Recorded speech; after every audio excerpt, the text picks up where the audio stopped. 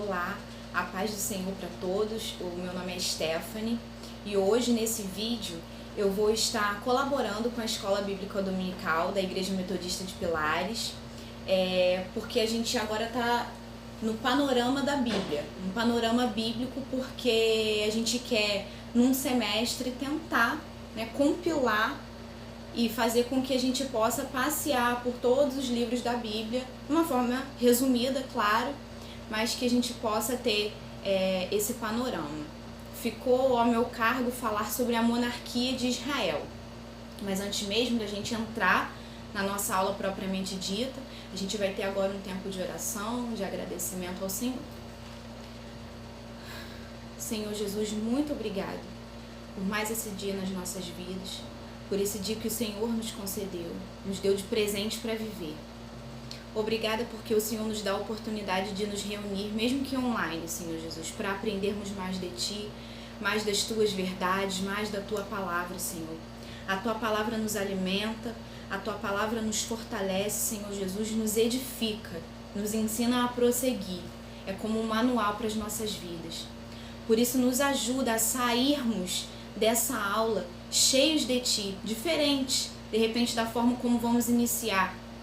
Que nós possamos nos esvaziar nesse momento de todas as preocupações, de todas as coisas que ocupam a nossa mente de forma negativa, possamos nos esvaziar para que possamos ser cheios de Ti e que possamos depois transbordar esse conhecimento para outras pessoas, possamos aplicar na nossa vida, possamos aplicar no dia a dia com a nossa família ou mesmo no trabalho, Senhor Jesus.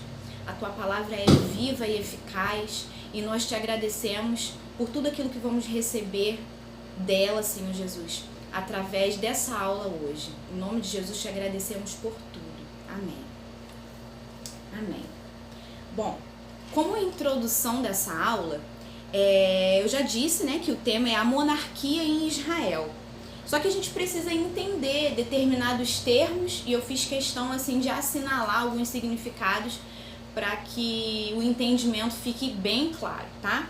Então, para começar, a gente vai entender o que significa a palavra monarquia, porque de repente você já ouviu falar, mas não sabe exatamente o que significa, né?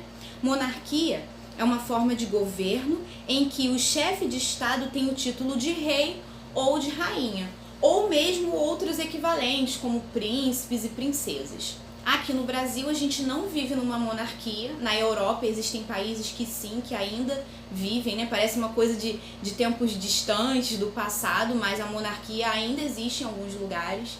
E para trazer assim um pouco da nossa realidade, fazer uma comparação, eu anotei aqui o seguinte, que aqui no Brasil a gente vive num sistema de república, E fazendo a comparação entre monarquia e república, na monarquia o chefe se mantém no poder durante toda a sua vida. Já na república, o chefe de Estado é eleito democraticamente, ou seja, pelo povo, e fica por um período determinado de tempo. Então, por exemplo, aqui, de acordo com a nossa lei, quando a gente elege ali o presidente, ele fica por 4 anos, depois precisa haver uma nova eleição e assim sucessivamente.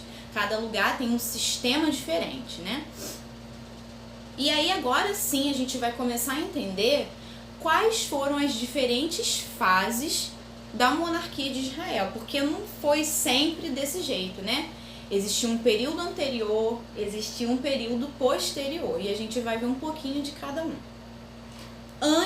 Primeiro ponto da nossa aula antes da instituição da monarquia. Na história primitiva de Israel, o povo, as pessoas, eles eram governados pelos líderes tribais, ou seja, existiam diferentes tribos e cada tribo tinha o seu líder, o seu chefe. Eu coloquei aqui como exemplo. Moisés e Josué, eles lideravam naquele tempo, eles eram chefes, mas eles, mesmo assim, mesmo sendo chefes, mesmo estando à frente, eles não tinham título de reis. Você não ouve falar o rei Josué, o rei Moisés. Não, eles não foram reis, mas eles foram líderes. Eles estavam à frente do povo, tomando decisões importantes, ajudando nas decisões importantes e tudo mais. Tá? ainda pegando como exemplo essas duas pessoas, né, eles foram eleitos de que maneira, já que não tinha uma eleição, né, como nos tempos de hoje? Qual foi o critério? Eles foram eleitos por sua chamada divina, ou seja, porque eles apresentaram ao povo as leis de Deus. E isso fez com que eles se tornassem líderes, né? Esse foi o critério, vamos dizer assim. Israel, né, aquele lugar, vivia um modelo teocrático. E o que seria isso? É quando o sistema político é fundamentado no poder religioso, ou seja, existia uma importância muito grande em se levar em consideração as questões religiosas. E isso é a teocracia. Como os anciãos locais, né? O que seriam os anciãos? Eram as pessoas mais experientes, mais velhas, de influência, de relevância ali naquele povo, no meio daquele povo. Como os anciãos locais eram os que lideravam, né, eles acabavam se tornando os líderes do povo, aquele período ficou conhecido como o período dos juízes. Então, vamos dizer assim, que os líderes, né, eles ganhavam esse título de juiz. Nesse tempo, tentaram até fazer de Gideão um rei. Quer dizer, porque a gente ainda está falando de um período anterior à monarquia, né? Tentaram fazer de Gideão um rei, mas ele não quis. Ele não aceitou esse título sobre ele, porque ele entendia que quem deveria reinar, dominar sobre o povo, não poderia ser um homem comum, e sim Deus. E aí, para isso, a gente vai abrir agora no livro de Juízes, capítulo 8, versículos 22 e 23. Eu até já deixei as referências aqui marcadinhas para não me perder. Na minha Bíblia tem um título que diz assim: Gideão recusa governar, faz uma estola sacerdotal e morre. Mas aí a gente não vai se aprofundar, a gente vai falar sobre a parte da recusa mesmo, tá?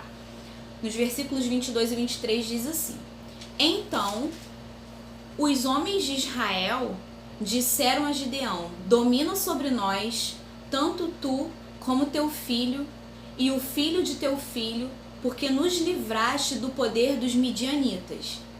Porém Gideão lhes disse: não dominarei sobre vós, nem tampouco meu filho dominará sobre vós.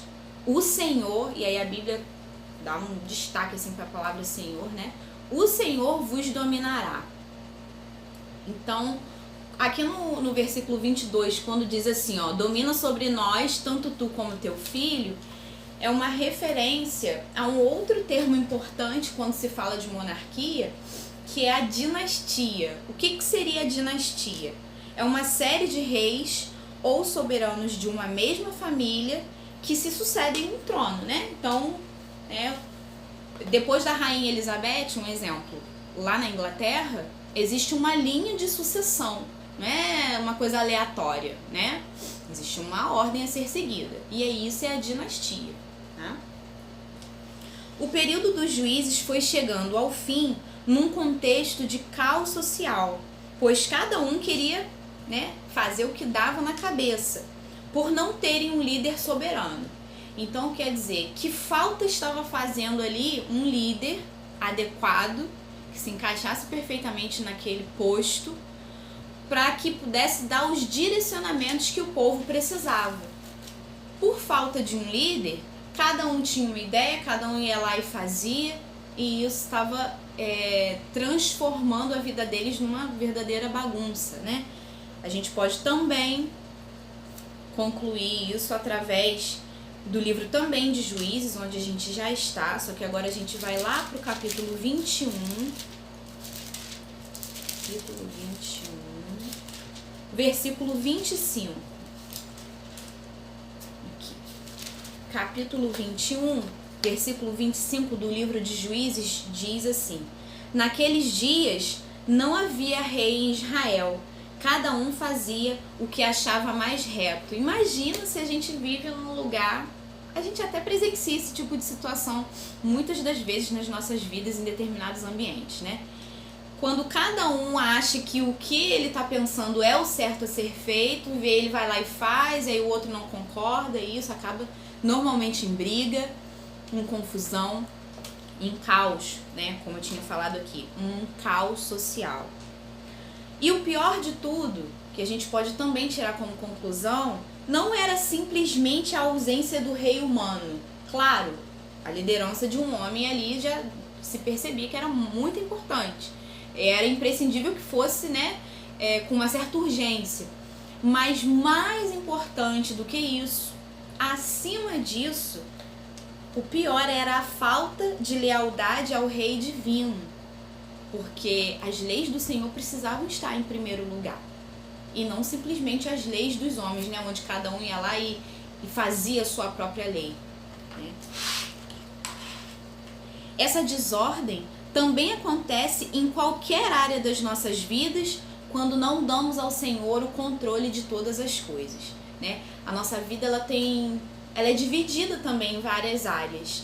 Tem a área profissional, tem a área familiar, tem a área sentimental. E quando a gente fala sentimental, muitas pessoas relacionam uma questão de amor, de casal, mas não é isso. Sentimental é sentimento. Então é sobre tudo, sobre todas as coisas. A área financeira. Então, se nós não dermos ao Senhor o controle de todas as áreas da nossa vida, como se a gente pegasse a chave da nossa casa e entregasse, né, na mão do Senhor. Como a gente canta muito aí, né, que nós somos a casa de Deus, a gente tem que pegar a chave dessa casa e entregar na mão dele e falar assim: Senhor, essa casa, né, como diz tantas e tantas canções que nós louvamos, entoamos, Senhor, essa casa é sua. E se a casa é dele, o controle tem que ser dele. Porque vou até trocar o se. Quando a gente resolve tomar um monte de decisões sem consultar o Senhor, sem pedir a Ele a direção do que nós devemos fazer, de como nós devemos agir, a tendência das coisas darem errado é muito grande. É muito grande. Então que esse exemplo, né, bíblico também sirva para a nossa vida atual, porque a Bíblia traz uma série de histórias antigas, mas que se aplicam muito perfeitamente nas nossas vidas e em muitas coisas da atualidade. O segundo ponto da nossa aula é o estabelecimento da monarquia. Quer dizer, a gente viu a parte anterior e agora a gente vai ver quando isso foi realmente estabelecido. Por que foi estabelecido? Porque como estava havendo essa carência de um líder, o próprio povo começou a perceber que não estava dando certo. E eles reivindicaram. Então houve um pedido por um rei. O início da monarquia se deu aproximadamente na segunda metade do século XI a.C. O profeta Samuel, ele foi o último juiz de Israel. A gente estava falando que existia então, até então, o período dos juízes. Não existiam reis, mas existiam os juízes, que eram os líderes. Samuel, ele foi o último juiz de Israel e liderou durante esse período de transição. Então, quer dizer, se ele foi o último juiz, foi ele peça fundamental para que o primeiro rei fosse estabelecido em Israel. O povo, né, reivindicava para ele, para Samuel, alguém que pudesse reinar. Mas olha só um ponto interessante.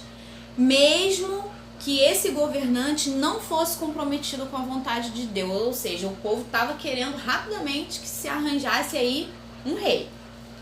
Mas eles não estavam querendo, não é que eles não estavam querendo, acho que a pressa era tão grande que eles não estavam se preocupando em dar prioridade àquilo que realmente deveria ser importante, que era o quê? Um homem justo, um homem reto e que levasse em conta as leis de Deus. Por quê, né? Por que estava dessa forma, acontecendo dessa forma?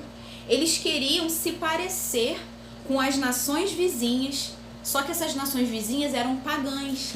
E aí a gente vai também dar uma olhadinha lá em 1 Samuel, primeiro livro de Samuel, capítulo 8, versículo 20. Cadê? Aqui. Diz assim: para que sejamos também como todas as nações, o nosso rei poderá governar-nos, sair adiante de nós e fazer as nossas guerras. Quer dizer, Eles queriam, é como se eles quisessem se colocar no mesmo patamar das outras nações. Eles tinham reis, então eles também tinham que ter. Mas era um pouco de qualquer maneira, porque a pressa faz um pouco isso na nossa vida, né? Não tem problema em nós desejarmos muito alguma coisa, mas a gente precisa saber esperar o tempo certo das coisas acontecerem. Porque se a gente tenta atropelar, eu vou usar a mesma frase que eu usei ainda agora, a tendência das coisas darem errado é muito maior, é muito grande. Esse comportamento do povo era como uma apostasia, né? Por quê? Pois eles desprezavam, eles estavam com essa atitude desprezando o domínio e a proteção de Deus. Porque Deus, mais pra frente a gente vai ver isso, ele queria sim que houvesse ali um rei. Sim, mas tudo nos seus conformes, tudo mediante os seus princípios, aos seus valores, né? Não de qualquer maneira. Agora sim a gente vai falar do início da monarquia. Primeiro a gente mostrou que havia um pedido do povo por esse rei. As motivações não eram as melhores, mas existia esse anseio, né? Apesar de a motivação do povo pela monarquia humana, ou seja, um rei, um homem, um governante, dessa motivação ser errada, estava dentro do propósito de Deus permitir que Israel tivesse um rei. Por que a gente sabe disso? Porque passagens bíblicas anteriores a essa época já mostravam que a monarquia aconteceria de fato. Tem esse exemplo em Gênesis, tem esse exemplo em Números e tem esse exemplo em Deuteronômio, que é o que eu não vou ler a passagem toda, eu vou só fazer uma citação de que no capítulo 17 de Deuteronômio, que é o 5º livro da Bíblia, quer dizer, no período anterior, no capítulo 17, do versículo 14 ao 20, na minha Bíblia tem um título assim: A eleição e os deveres de um rei. Ou seja, lá antes, lá na frente, estava sendo falado sobre... Não existiam reis naquela época. Então por que estaria falando aqui a eleição e os deveres de um rei? Porque já estava sendo mencionado algo que o Senhor tinha o propósito de fazer, de realizar lá na frente. Tá? Através de Samuel, o Senhor alertou que o rei deveria estar em completa submissão ao governo dele. Então, o papel de Samuel foi muito importante, porque é como se ele estivesse mostrando, né, abrindo os olhos do povo. Olha, vai ter um rei? Vai ter um rei. Mas ele não pode ser um homem qualquer. Ele precisa seguir alguns critérios. E vocês, é como se ele estivesse, né, fazendo uma exortação. Vocês precisam entender que critério é esse. E qual era o critério? Estar em completa submissão ao governo de Deus, às leis de Deus.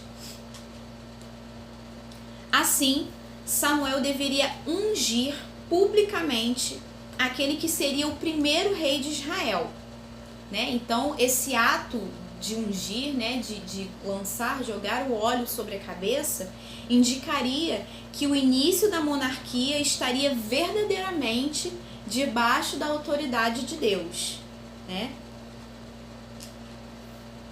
Agora a gente vai poder ver numa próxima fase, né, numa próxima etapa, o seguinte: os 3 primeiros monarcas de Israel.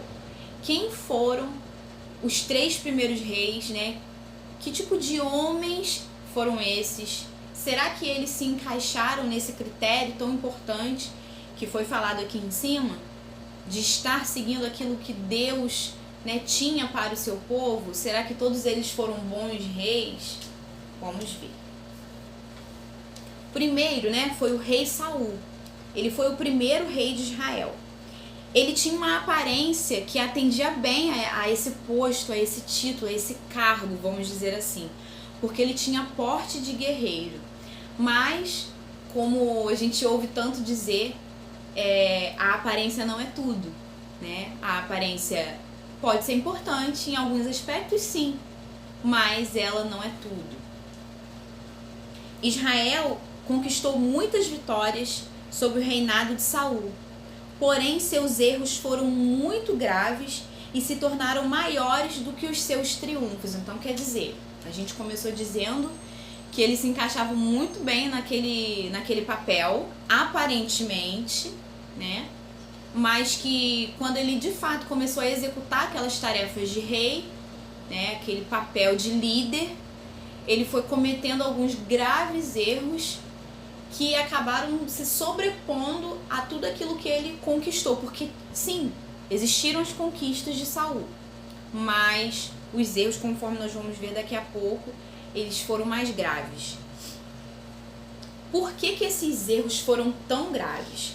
Porque ele transgrediu as ordenanças divinas e ele foi rejeitado pelo Senhor. Imagina alguém ser rejeitado pelo Senhor. A gente que ouve tanto de que, né, Deus é amor, de que Deus nos ama da forma como nós somos, e isso é uma verdade, soberana.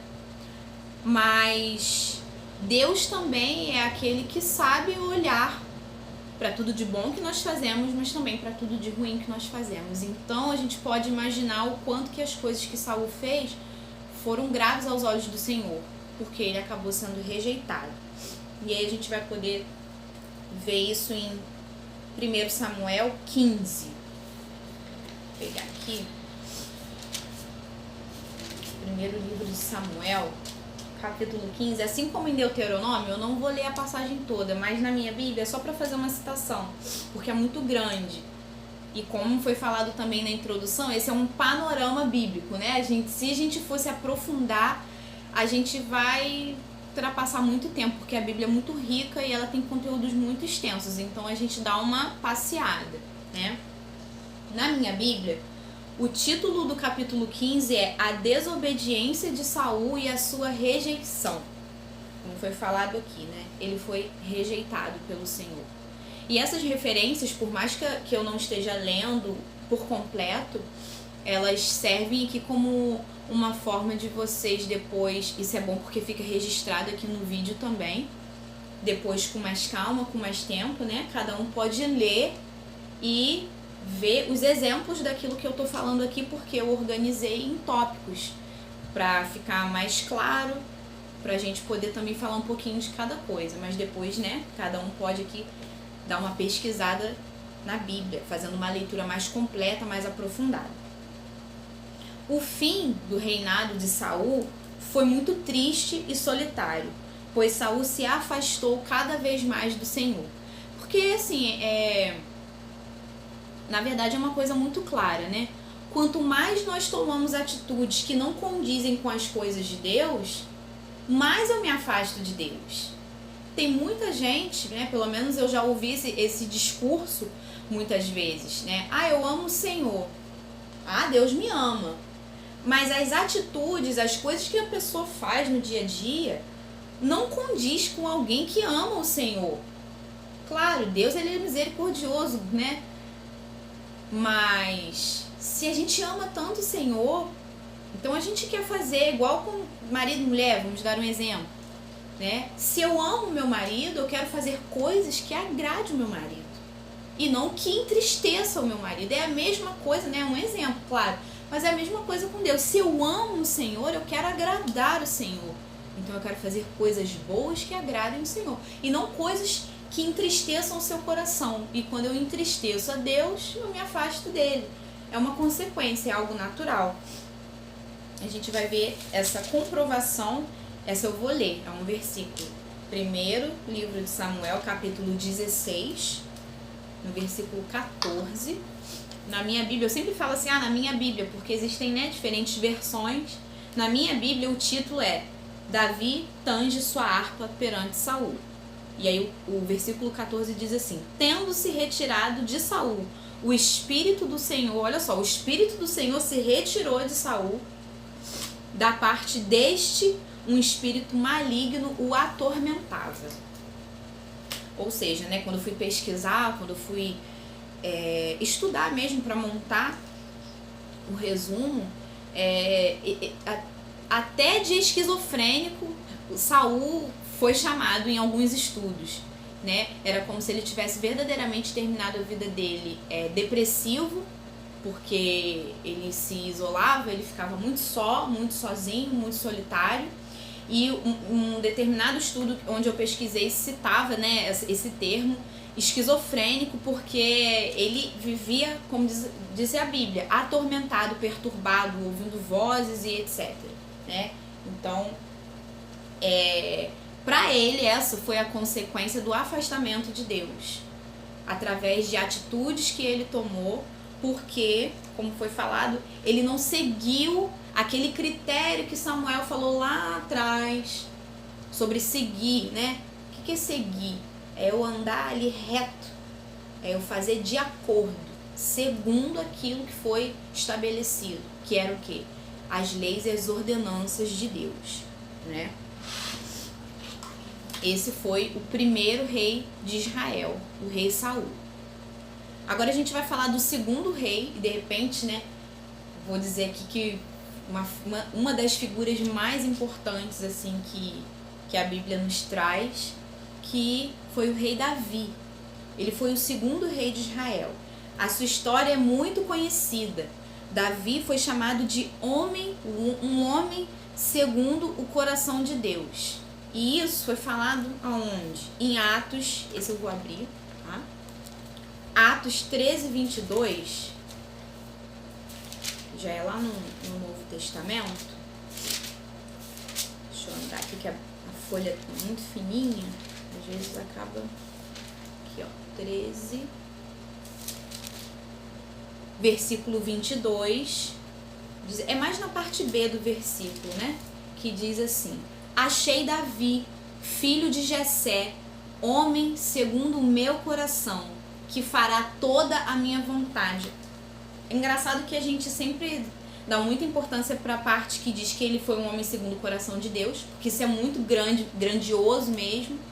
Mas quando eu fui ler isso, eu achei muito lindo também a parte final que diz que fará toda a minha vontade, que era o mais importante ali para quem fosse o rei de Israel, que fizesse a vontade de Deus. Esse era o critério número 1 para que fosse um rei bem sucedido. De repente Saul não entendeu isso, né? Ser chamado como um homem segundo o coração de Deus é verdadeiramente um presente, um privilégio, né? É um elogio muito grandioso, né? E mais pra frente eu vou falar um pouco sobre esse elogio maravilhoso que Davi recebeu do Senhor.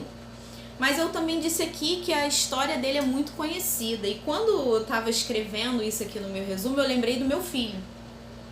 Meu filho tem 3 anos e a gente, no caso a gente que eu digo eu e meu esposo, a gente já conta algumas histórias da Bíblia. Ele vê vídeos que contam histórias, que cantam musiquinhas, que também contam as histórias, né? E um dos personagens, dos primeiros personagens assim que ele ouviu de nós compramos até um livrinho para ele, foi o rei Davi. E ele com 3 anos já sabe que Davi, se a gente perguntar, Thales, Davi era grande ou pequeno? Ele vai dizer, ele era pequeno. Aí eu falo assim, mas ele também era o quê? E aí o Thales completa, ele era forte e corajoso. Porque a gente vai ver aqui, né, que a história de como ele foi ungido, como ele foi escolhido é muito interessante, porque vem falar de novo de aparência. Lá quando a gente falou do primeiro rei, que foi o rei Saul, eu citei aqui que ele era um homem de porte, né, um porte de guerreiro, então ele chamava atenção, sua aparência chamava atenção. Só que Davi, que foi um homem segundo o coração de Deus, que faria todas as vontades do Senhor, ele não tinha essa aparência chamativa, atraente, ele não tinha, né?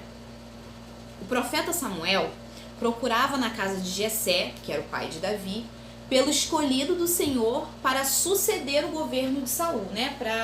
Para ser o sucessor, aquele que iria substituir e seguir com o reinado, seguir ele com a monarquia em Israel. Ele era o filho mais novo, porque Jessé tinha um monte de filhos. Davi era o mais novo. Ele era chamado, né, o menor da casa. Até lembrei de uma música que fala sobre Davi e fala sobre ser o menor da casa. Nem sempre ser o menor da casa é ser o menor em estatura.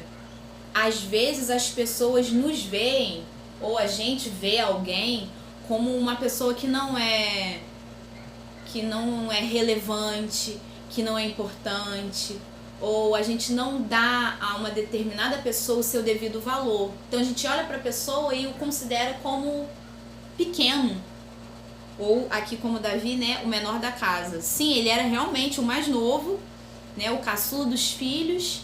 Ele realmente não tinha uma estatura, né, de um homem grande.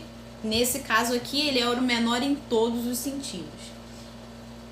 Assim como eu também já falei, suas características físicas não eram chamativas, né? Assim como de repente seus irmãos mais velhos poderiam ali chamar a atenção por alguma coisa da sua aparência.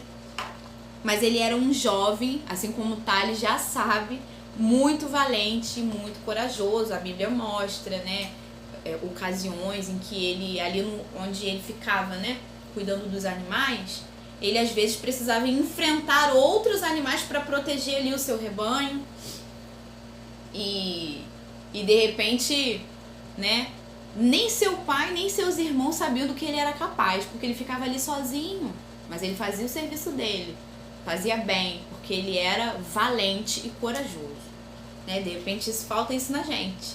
Mesmo que você olhe para você, de repente você se ache fraco, pequeno que eu digo diante das circunstâncias, mas ore ao Senhor e peça: Senhor, eu quero ser forte e valente como Davi, que nem era grande, né? Mas era uma força que vinha de Deus, não era propriamente vindo dele. Quando Davi foi ungido, né, porque ele foi o escolhido entre todos os seus irmãos, né? Todos os filhos de Jessé, os mais velhos, foram apresentados a Samuel, e Samuel, olha, tem mais alguém? Porque não é nenhum desses aqui. E aí Jessé, tem, sabe aquele jeito de falar, tem o meu mais novo, mas ele não tá aqui não, mas manda chamar ele. E aí quando Samuel olhou para Davi, né, o Senhor confirmou que ele era o escolhido.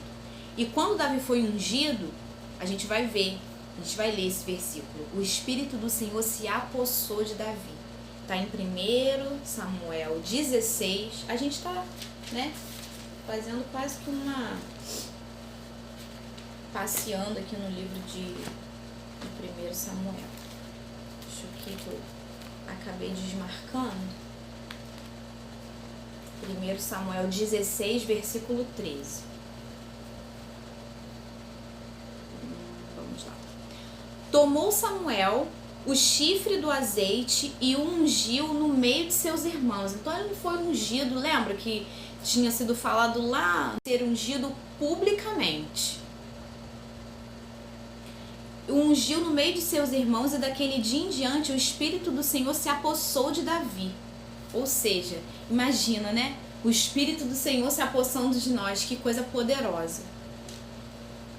Quando a Bíblia fala dele ser segundo o seu coração, segundo o coração de Deus, não quer dizer que ele era perfeito, mas sim que ele tinha características que o Senhor preza numa pessoa, como por exemplo, eu enumerei algumas aqui: a obediência, a adoração, a confiança em Deus, a ousadia, o respeito e reverência ao ungido, porque a Bíblia fala que ele, né, ele teve oportunidades ali de atacar Saul e ele não fez. Coração contrito, ou seja, quando era necessário ele se arrependia, ele sabia esperar o tempo de Deus, das coisas se cumprirem, ele aceitava a disciplina quando ele errava e assim por diante. Por isso que ele era um homem segundo o coração de Deus, porque ele tinha características que agradavam o Senhor e não porque ele era perfeito. Certamente ele foi um dos maiores reis de Israel, e a ele é atribuída a autoria de grande parte dos Salmos, que é um livro muito lindo, né? O terceiro rei foi o rei Salomão, né? Foi o terceiro rei de Israel, e ele reinou por 40 anos. Ele era filho de Davi e seguiu as instruções de seu pai enquanto reinou sobre o povo, né? Então, assim, se Davi era um rei bem sucedido, nada mais justo, nada melhor do que seu filho seguir as suas orientações ali para reinar. Salomão, ele foi conhecido por sua sabedoria. A Bíblia diz que pessoas vinham de muito longe, de outros povos, né, para se aconselhar com Salomão, porque ele era um homem justo.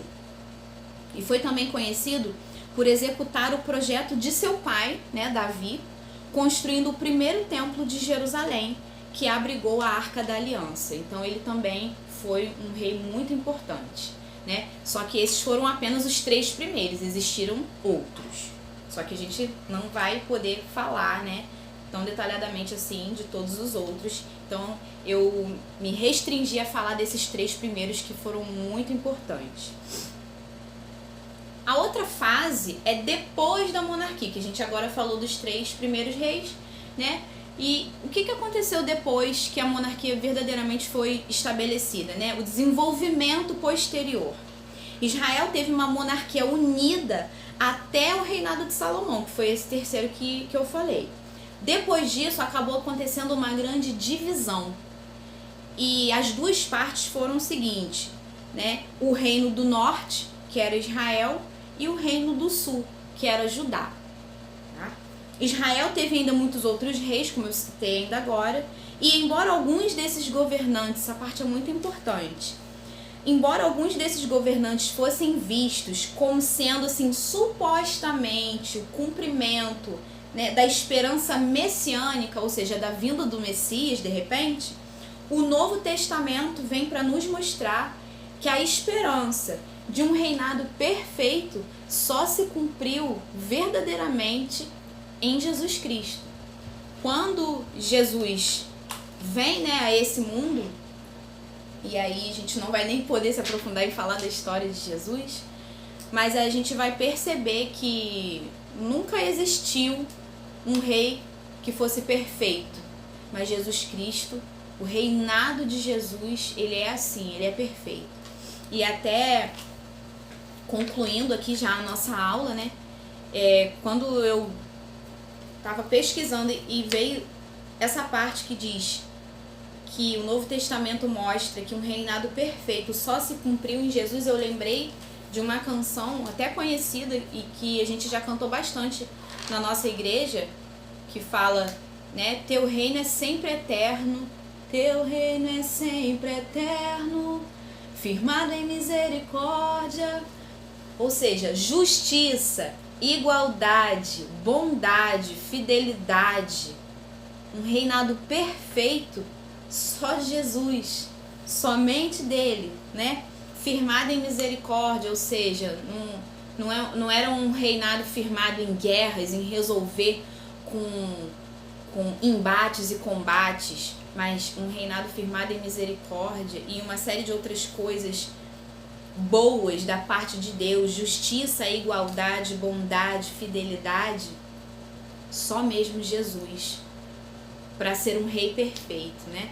E para concluir a nossa aula é confirmar isso que diz a canção, isso que diz a própria Bíblia, que Jesus foi, Jesus é e ele sempre será o Rei dos Reis, o Senhor dos Senhores, né? O Rei perfeito, um reinado perfeito, que nós possamos nos render a esse rei, que nós possamos nos prostrar na nossa vida diante desse rei e entregar a esse rei todo o controle de toda a nossa vida, de todas as áreas da nossa vida, porque certamente assim nós vamos obter a vitória com ele, porque quando ele reina sobre nós, não tem como dar errado, não tem como ser ruim, né? A gente entregar mesmo a vida nas mãos daquele que é o dono de tudo. Que você possa ter sido edificado por essa aula, que você possa depois com mais tempo, né, pesquisar nas referências bíblicas que foram deixadas aqui e dizer que é muito importante que você não perca as próximas aulas para você continuar seguindo o panorama bíblico que a nossa igreja está proporcionando para a gente poder aprender mais, para a gente poder edificar mais as nossas vidas espirituais. Um beijo, fiquem na paz do Senhor.